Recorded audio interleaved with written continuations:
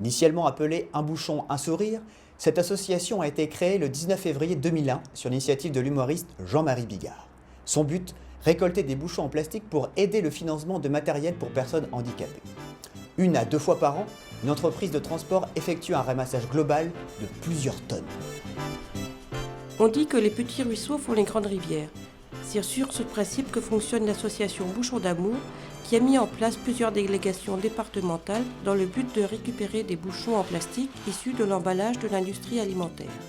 L'argent ainsi récolté sert à acheter du matériel pour sportifs handicapés, améliorer les conditions de vie de personnes souffrant d'un handicap, aider les opérations humanitaires de façon ponctuelle.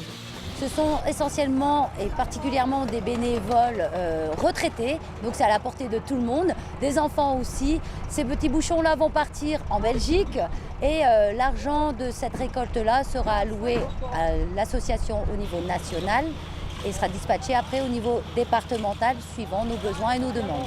Aujourd'hui, un enlèvement de 15 tonnes de bouchons.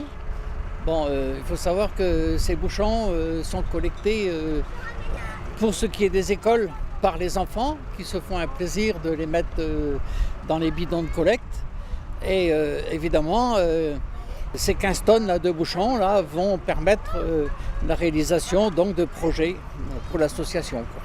Si on regarde depuis les quelques achats qu'on a pu faire depuis déjà 3-4 saisons sportives, et bien là je suis assis dans un handbike qui est un vélo donc en propulsion manuelle qui a été financé en partie par les Bouchons d'amour, un rail d'escrime qui est aujourd'hui au club de la Rapière de Brest, donc, qui permet aux gens en fauteuil de pratiquer également l'escrime, et puis un fauteuil de basket qui a également été financé en partie.